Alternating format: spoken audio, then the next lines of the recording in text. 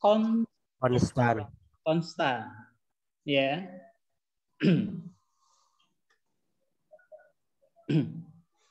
Yang berikutnya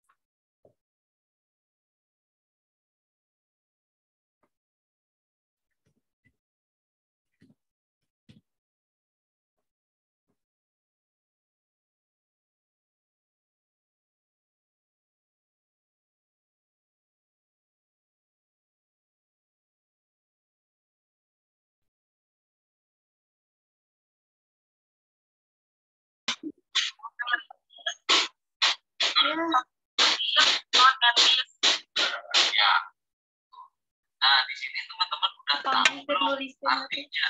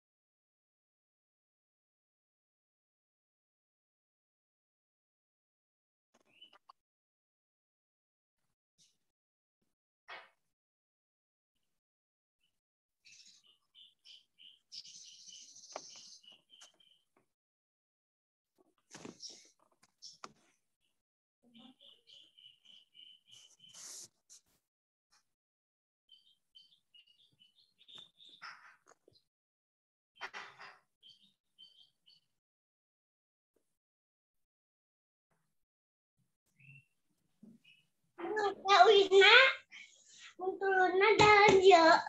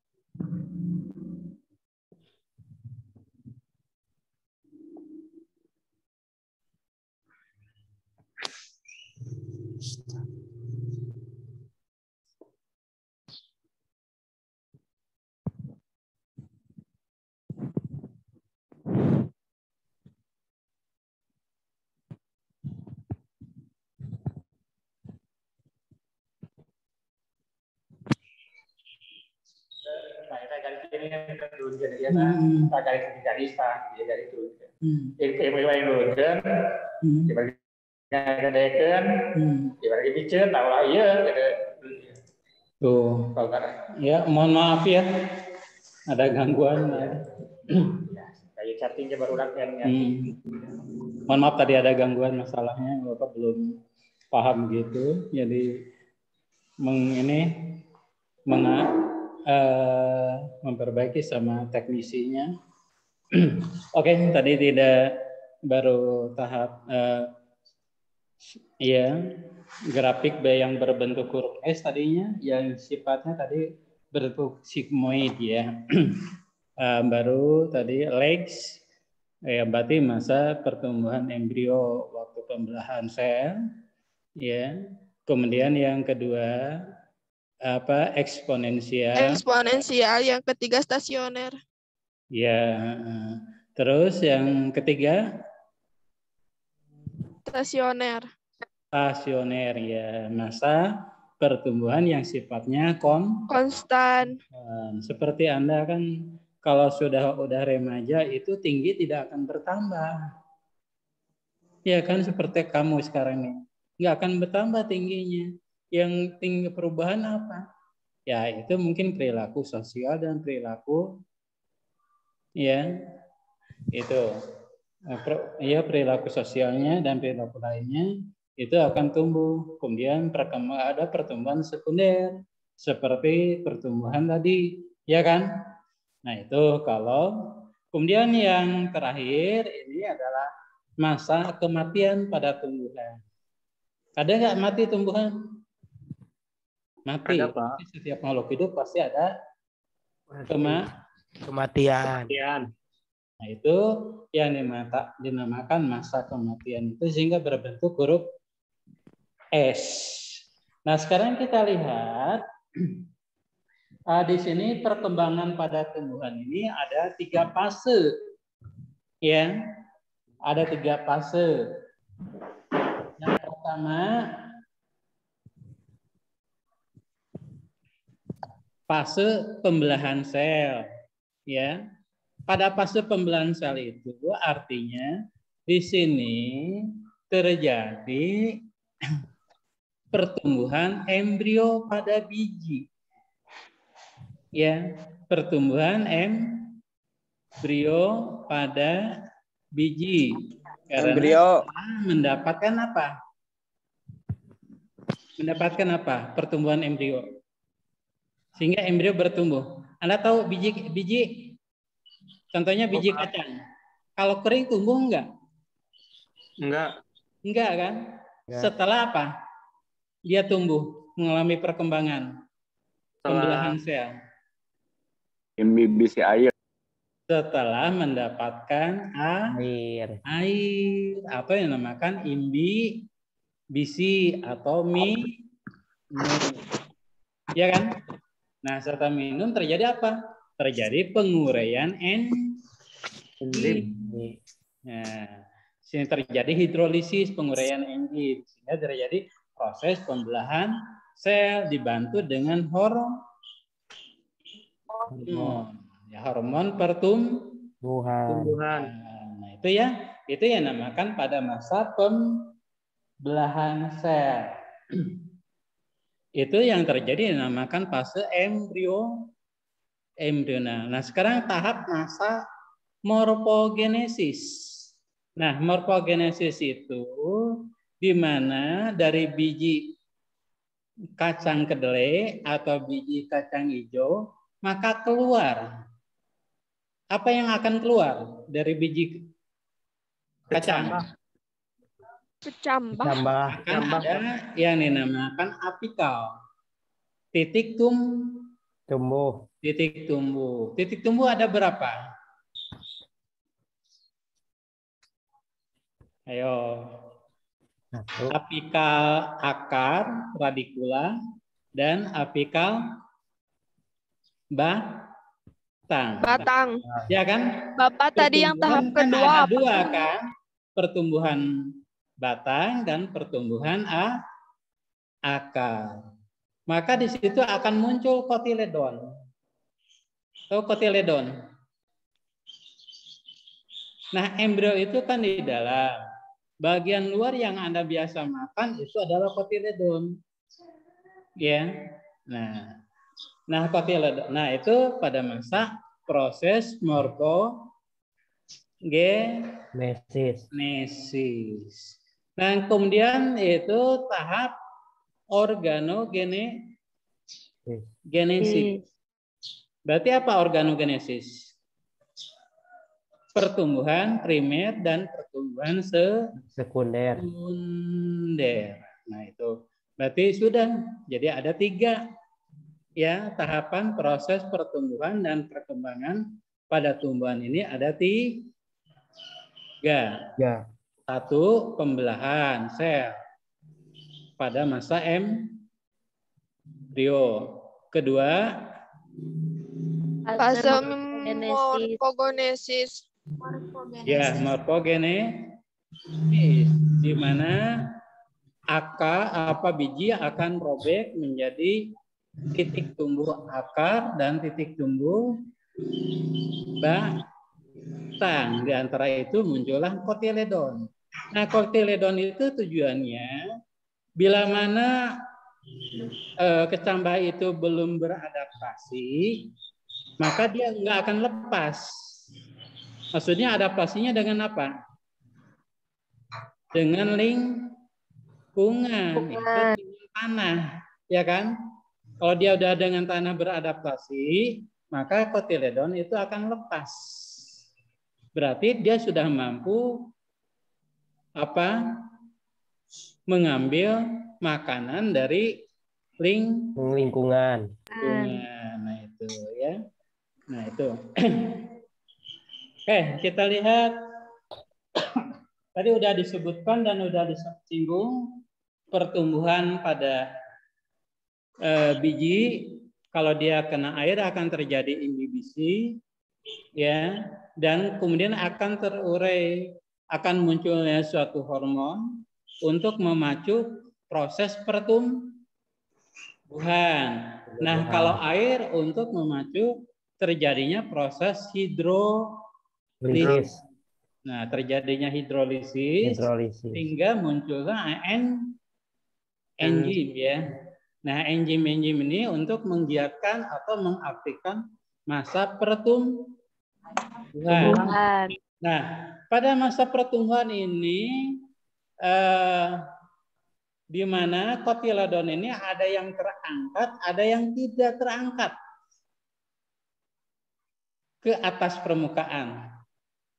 Contohnya, yang terangkat, kotiledon yang terangkat ke permukaan atau bijinya yang terangkat ke atas, contohnya kacang hijau.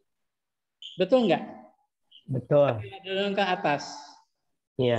Itu yang dinamakan hipogea. Epigel. Itu yang dinamakan epigel. Epi itu artinya atas. Di mana kotiledon terangkat ke atas permukaan. Gitu ya. Ada juga yang tidak terangkat ke atas permukaan. Itu yang dinamakan epigel. Contohnya kelapa. Ada biji kelapa tumbuhnya keangkat ininya ke atas. Nggak Pernah ada. lihat? Nggak ada. Nggak ada. Nggak Nah, ada. itu yang dinamakan hipogel. Artinya dia berada di bawah. Nah, itu. Oke ya. Nah, sekarang kita untuk melihat masa pertumbuhan bisa uji coba di rumah dengan menggunakan mau kacang kedelai dengan menggunakan kacang hijau. Nah, itu nanti Anda menggunakan 10 biji kacang, mau kacang hijau, mau kacang kedelai, bebas ya. Silahkan Anda mau. Yang lebih cepat itu kacang hijau. Tapi kalau menurut buku katanya kacang kedelai aja katanya. Kemudian 5, ini kita menggunakan beker gelas atau kita bisa menggunakan piring. Pisin, tahu pisin yang kecil? Tahu pisin? Nah, kemudian pisin ini diberikan kapas. Dibasahi. Ngerti? Nah, setelah dibasahi baru ditaruh biji tadi yang dari 10 ini kita disimpan jadi 2 tempat. 5 untuk yang 1 itu ditempatkan yang tempat yang gelap, yang tidak kena cahaya matahari. Yang 1 ditempatkan kena sinar matahari. Nah, nanti setelah masa pertumbuhan, Anda hitung panjangnya. Panjang dari 5 biji kacang tadi yang telah tumbuh. Ukur kira-kira 1 minggu. Berapa panjangnya? Dari 1 itu setelah diukur, antara tempat gelap dengan tempat terang. Adakah perbedaan antara tempat gelap dengan tempat terang? Nah, itu pertanyaannya. Kalau berbeda, apa pengaruhnya? Ya. Biasanya kalau tumbuhan yang kurang kena sinar matahari, maka biasanya ya itu dilihat seperti warna daunnya pucat. Warnanya tidak full. Ya kan? Karena cahaya itu sifatnya di situ menghambat hormon sitokinin. Hormon menghambat hormon sitokinin. Sitokinin itu biasanya dia menjauhi cahaya. Contohnya kalau dia belok, dia berarti pada saat belok di sinilah dia maka hormon sitokinin di sini nggak ada. Kalau dia lurus, berarti sama gitu. Jadi sitokinin itu sifatnya memacu pertumbuhan pada tumbuhan, gitu ya. Nah, ini nanti tugasnya seperti itu. Anda buatkan 5 kelompok satu kelompok berapa orang, Bang? Nanti ada laporannya. Nah, silakan bandingkan.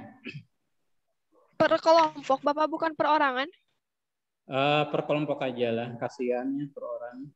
Mau per orang boleh kalau karena kita memang sulit ya. Takutnya hal-hal yang sifatnya dikhawatirkan ya. Nanti Bapak nanti disalahin gitu. Karena apa? Karena sekarang ini Bapak lihat tadi malam di Korea bertambah. Karena coronanya bukan corona ini, corona kok apa? Delta. Sekarang di Korea bertambah banyak jumlahnya. Tapi kalau orang Madura nggak percaya adanya corona. Lihat waktu kemarin wawancara antara media TV dengan pesantren di Bangkalan. Saya nggak percaya adanya corona. Mati itu biasa-biasa aja katanya. Nah itu ya. Jadi tergantung penilaian seseorang.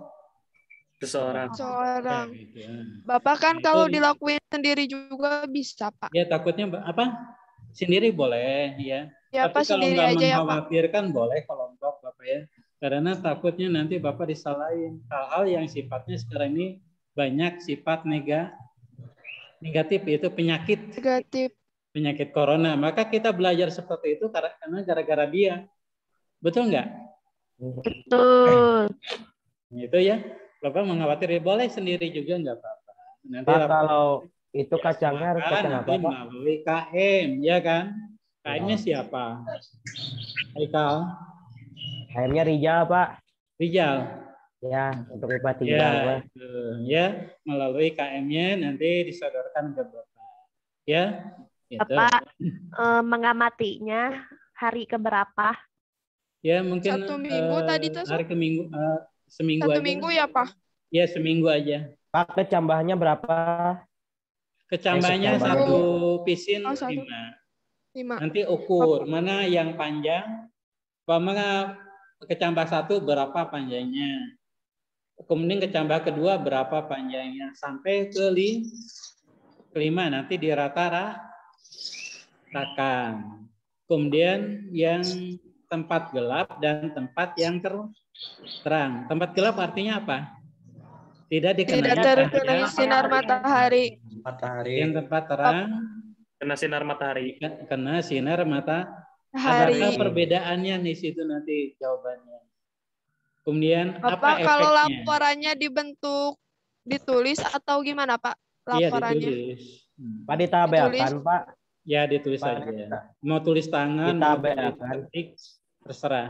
Karena takutnya tidak punya printer, ya, tidak Ya. punya laptop. Top. Ya, boleh ditulis tangan juga. Pak, itunya laporannya ditabelkan, Pak. Apanya? Laporannya Laporannya? ditabelkan. Ya, Ya, maksudnya? ditabelkan misalnya kalau yang gelap ini tingginya segini. Iya tingginya Tuh, berapa? atau Nah, kita bandingkan mana yang lebih tinggi. Pasti kalau menurut Bapak analisa, walaupun belum melakukan, proses pertumbuhan pada tempat gelap lebih cepat daripada tempat yang terang. Iya kan? Ya, Pak. Karena hormon kalau kena cahaya akan dihambat masa pertumbuhannya. Itu ya. Nah itu. Nah itu yang PR Anda. Kemudian yang berikutnya yang terakhir ya, itu adalah faktor-faktor yang mempengaruhi Pertumbuhan. Dan ada 2. Ya, pertama faktor dalam atau Internal. Nah, yang kedua faktor luar, yaitu eksternal. Oke ya. Nah, faktor dalam itu cuma ada 2 yang mempengaruhi. Yang satu hormon. Yang kedua adalah gen. Tahu gen? Pembawa sifat Keturunan. Kalau tumbuhannya itu adalah gennya tomat, maka akan buahnya Tomat. tomat. Enggak kayak kita waktu evolusi ya. Betul enggak? Betul. Bahwa manusia turunan kera. Betul? Iya, Salah. betul. Salah. Salah. Betul enggak? Salah, Pak. Itu berarti menyalahi apa? Baik. Aturan gen. Betul Hukum enggak? aturan gen. Gen Betul. manusia kan manusia, kalau gen kera ya kera. Kalau kita nanam tomat ya tomat, kalau kita nanam buah mangga ya buah Mangga. mangga. Begitu kan? Enggak mungkin kita menanam tomat jadi buahnya buah Cabai. apel gitu. Nah, itu ya. Oke, itu ya. Jadi Iya. faktor internal itu didominasi oleh dua. Satu gen sebagai pembawa sifat. Ya. Ya, dari pewarisan sifat keturunan. Ya kan? Yang kedua adalah hormon. Nah, di sini ada beberapa hormon. Hormon yang dinamakan pada tumbuhan itu ada yang seperti yang ada pada tumbuhan itu kalin. Kalin, ya. Kalin ini ada rijo, berarti ada pada akar. Ya, rijo, kemudian ada juga pada antokalin, berarti anto itu apa? Bunga. Ya kan? Pertumbuhan pada Nah, di sini kalin ini ada beberapa ya. Nah, di sini ada 4 ya. Anto berarti bunga. Pilo artinya daun. Kemudian yang bau keteng kaulo. Jadi ada 4. Itu hormon yang ada pada tumbuhan. Itu ya yang sebenarnya. Kemudian hormon-hormon yang ini yang mempengaruhi dari luar. Contohnya kalau kita ingin cepat buah matang, itu biasanya menggunakan apa? Pupuk. Kita namakan hormon etilen. Buah cepat matang. Daun akan menggugurkan. Nah, kalau terjadi perbedaan musim, nah ini contohnya adalah hormon absisat. Perbedaan musim. Contohnya musim hujan ke musim kemarau. Berarti apa yang dilakukan oleh pada tumbuhan? Adaptasi. Pasti menggugurkan daunnya. Betul enggak? Betul. Daunnya digugurkan ya. Untuk apa? Iya, Pak. Untuk mencegah kematian pada musim kemarau. Contohnya lihat, kalau Anda lihat mahoni, kalau pada musim kemarau kan dia gundul. Pada ditimpa hujan dia muncul daun. Iya kan? Nah, berarti itu yang dinamakan dormansi, artinya tidur. Tidur berarti dia mengurangi jumlah daun. Daunnya digugurkan untuk mencegah kematian pada tumbuhan. Itu yang dinamakan dormansi. Kalau pada hewan itu yang dinamakan hibernasi. Oh, hebat, pinter ya. Hibernasi dengan dormansi. Kemudian ada juga hormon yang dibuat sengaja oleh orang Jepang. Ini yang paling bagus ya, giberelin. Ya, hormon giberelin ini merupakan hormon yang berasal dari pohon padi. Nah, pohon padi itu kemudian ada namakan jambu di situ. Diamati ternyata di situ mengandung yang namakan hormon giberelin. Itu giberelin itu merupakan pendekatan nama dari sang penemu. Nah, hormon giberelin itu akan mempengaruhi proses kecepatan pertumbuhan. Yang kedua, sebelum tumbuhan yang lain belum berbuah, dia udah berbunga. Tumbuhnya juga lebih cepat. Hampir 2 kali atau 3 kali lipat tingginya. Kalau kita menanam semangka, pada saat dia akan berbunga, kita semprotkan GA atau giberellin, semangka tidak akan berbiji.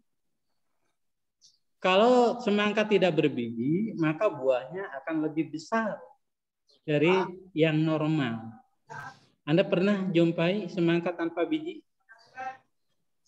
Pernah? Pernah, Pak. Pernah. Enak.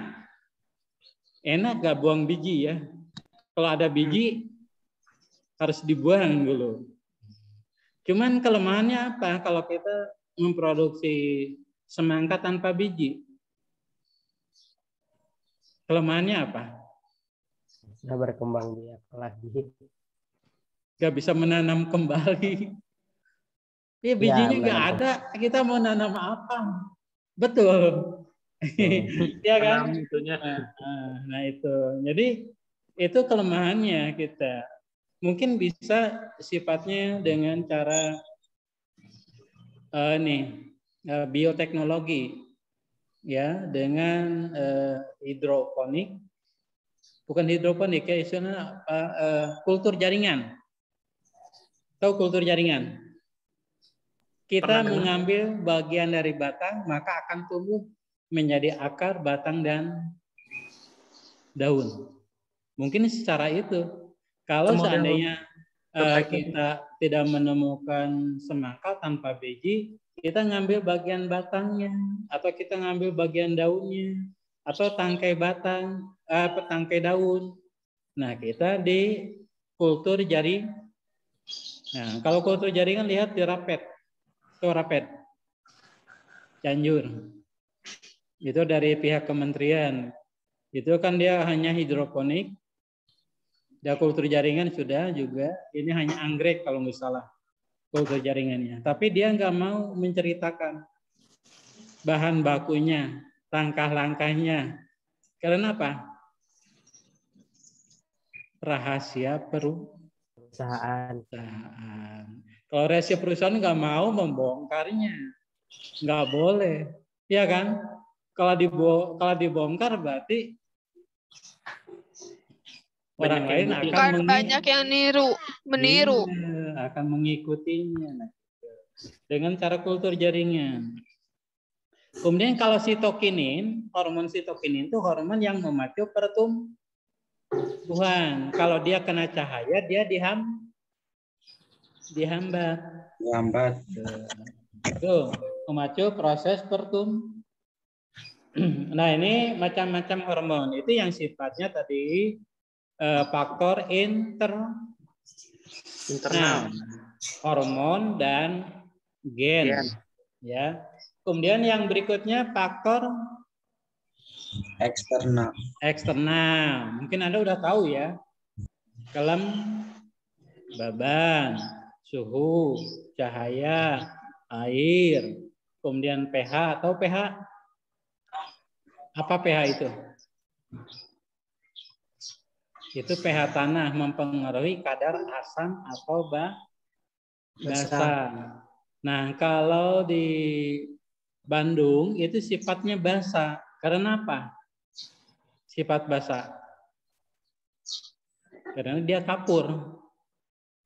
Iya kan? Kalau tanah gambut itu sifatnya asam. Jadi pertumbuhannya itu agak kurus.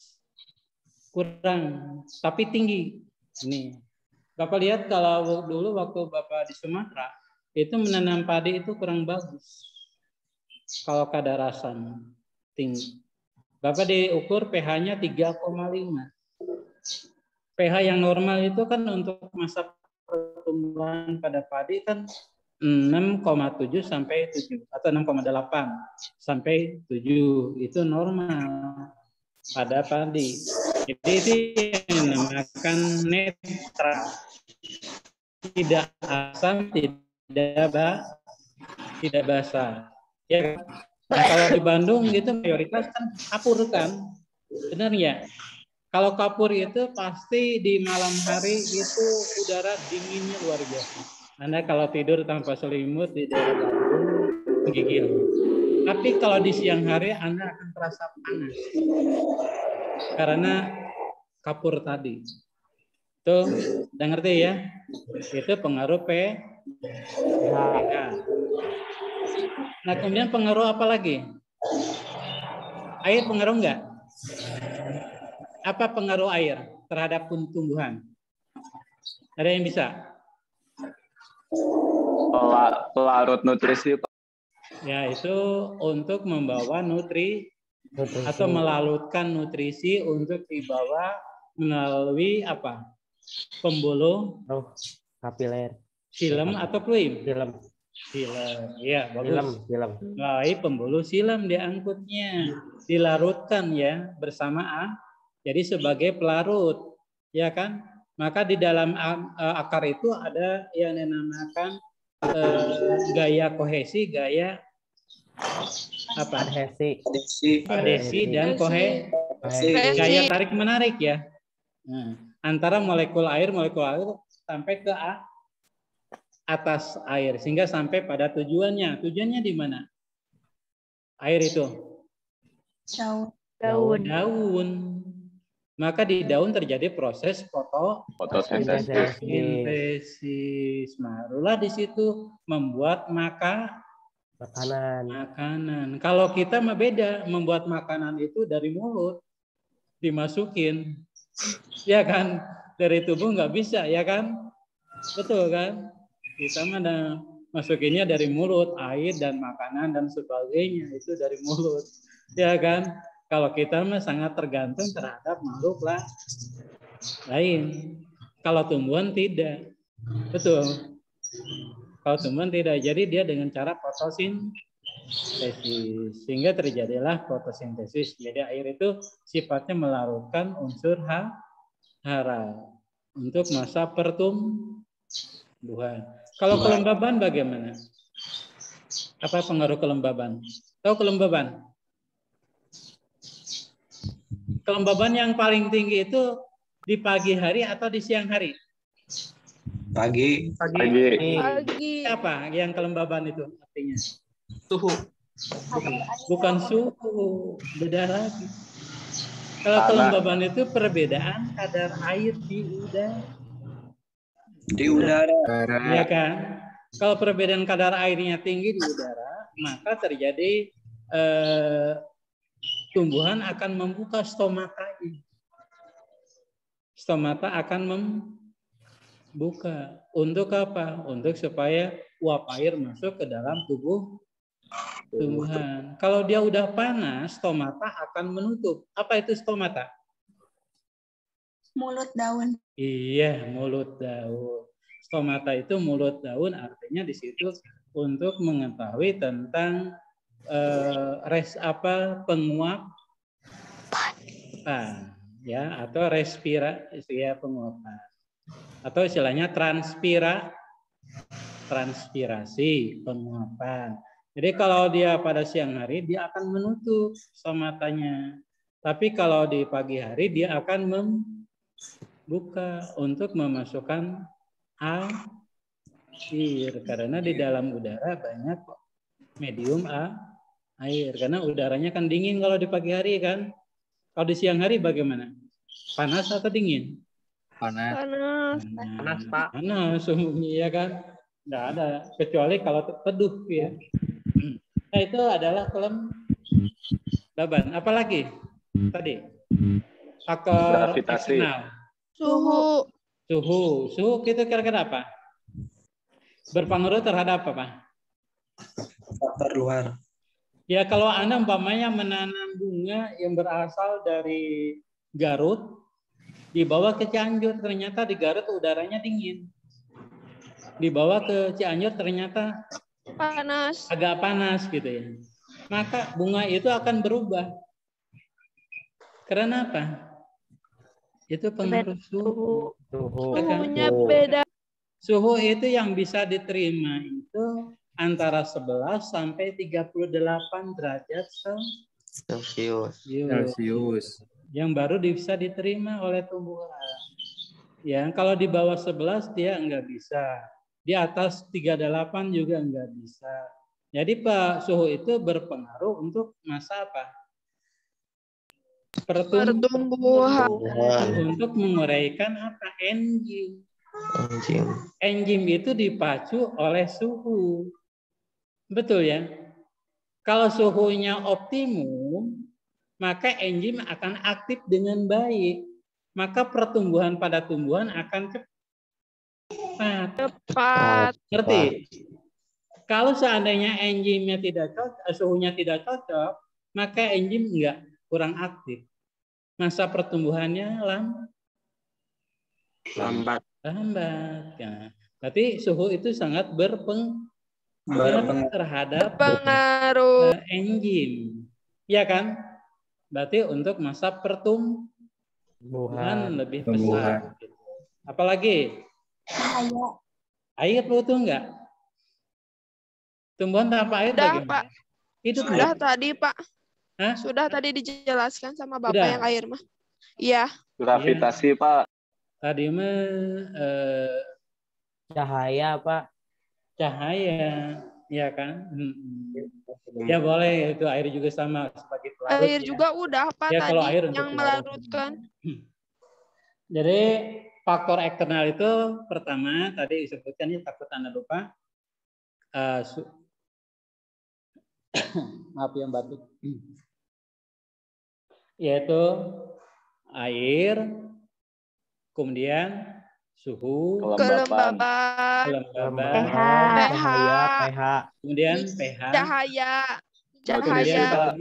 unsur hara. Unsur hara. Belum ya? Unsur hara itu sebenarnya kalau di dalam unsur hara ada 2, kalau di buku lain ada 3. Unsur makro, mikro, dan unsur tambahan. Kalau unsur tambahan itu biasanya silikat yang ada pada rumput. Ya, itu silikat itu untuk di situ tidak dibutuhkan oleh tumbuhan yang lain, hanya pada tumbuhan seperti rumput itu adanya silikat. Ini dibutuhkan dan tidak dibutuhkan pada tumbuhan. Unsur makro itu unsur yang paling banyak dibutuhkan oleh contohnya karbon, oksigen, ya kan, nitrogen, ini unsur makro. Ya, unsur mikro berarti unsur seperti besi. Kalau besi ini untuk kita apa? Kalau di kita untuk apa? Besi. Di dalam tubuh kita ada besi untuk mengikat oksigen. Maka kalau kita kekurangan oksigen, zat besi, maka kita yang namakan anemia. Kekurangan darah. Kenapa anemia? Karena kekurangan oksigen. Ngerti? Jadi besi di dalam tubuh kita ada, ya. Semua unsur hampir ada ya. Seperti Mg itu untuk apa? Ya. Mg ini merupakan magnesium. Ya. Nah, di sini magnesium ini termasuk unsur makro, ya. Kemudian yang unsur mikro itu seperti seng.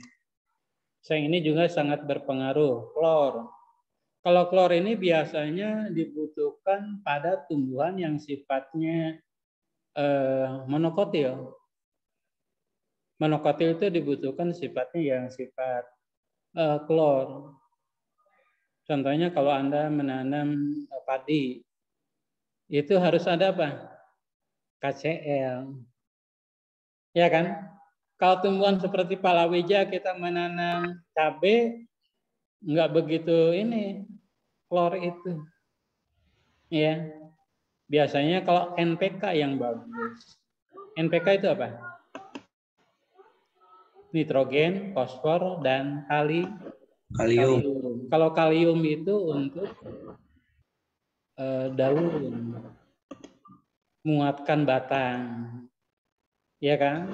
Nah, itu kalau untuk nitrogen untuk supaya daun warnanya hijau. Kalau warna kuning berarti Anda kelihatan bahwa tumbuhan itu kekurangan Nitrogen. Nitrogen. Contohnya kalau Anda menanam padi, kok pada kuning? Nah, berarti harus dipupuk. Kalau pupuk urea cuman nitrogen paling banyak. Unsur lain tidak ada. Biasanya NPK dicampur dengan urea atau campur KCl kalau untuk tumbuhan padi, gitu ya. Jadi Anda harus tahu jadi orang petani juga ya. Orang petani ini sangat makmur ya. Kalau sawahnya luas, ya kan. Kalau sawahnya cuma hanya 10 tumbak, 20 tumbak ya nggak bisa menghidupi ya kan. Kalau sawahnya luas itu paling bisa kaya, orang kaya kan. Bisa menanam buah-buahan beraneka ragam ya kan. Nah, sayur mayur dan begitu. Contohnya aja kalau Anda menanam cabai 1 hektar itu bisa penghasilan dalam satu panen kalau lagi harga tinggi itu bisa lebih dari 100 juta. Iya kan? Kalau harga sayur mayur itu lagi kebenaran harga mahal. Kalau harga murah ya hancur. Ya itu, seperti Bapak lihat teman tetangga. Harga bok timun lagi mahal, 1 kilo di kebun itu 8.000. Setelah panen dia beli mobil. Nah itu ya kan. Nah itu orang petani. Kalau Bapak nggak mungkin sebulan bisa beli mobil. 5 tahun ngumpulin baru bisa beli mobil. Kalau petani itu 1 bulan 2 bulan bisa. Karena apa? Nah itu tergantung harga di pasar.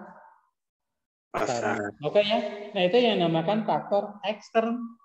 Nah, ya Bapak cukupan aja sampai di sini ya mungkin ada nih. Ya, assalamualaikum warahmatullahi wabarakatuh. Waalaikumsalam warahmatullahi wabarakatuh. Waalaikumsalam.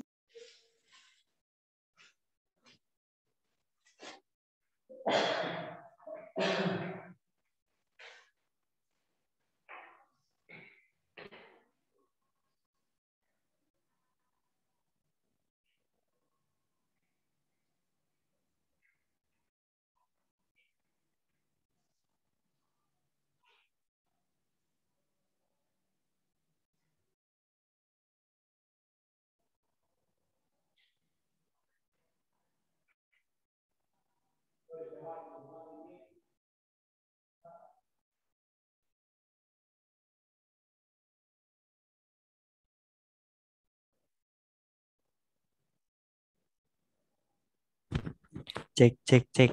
Si Abon te Abo. Neng. Ganengung. Ini nangan si Abo ya.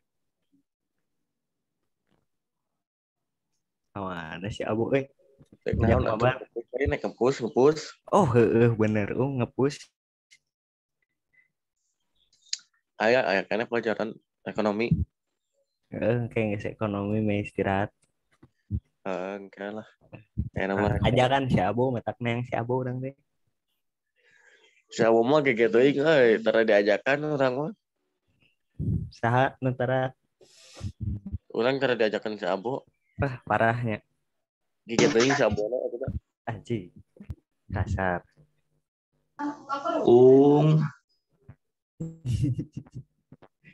Tukang gupi ngomong kumaha?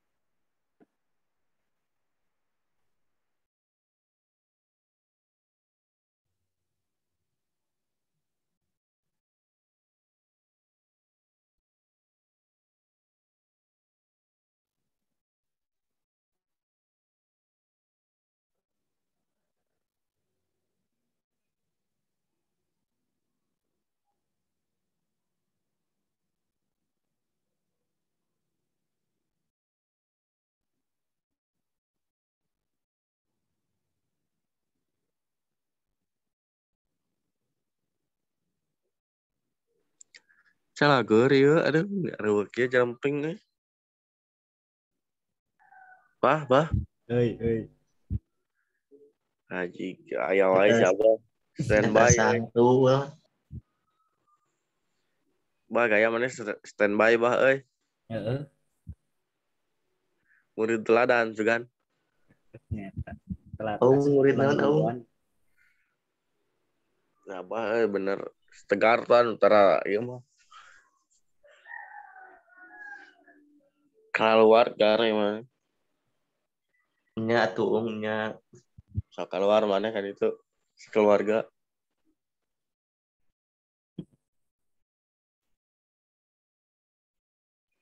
Tegar emangnya ulah keluar Tegar. Udah keluar naon tuh. Ulah keluar emangnya pan enak pelajaran kan ya.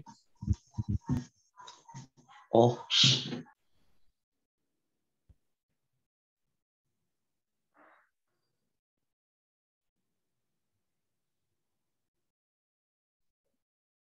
Ngopi tuh.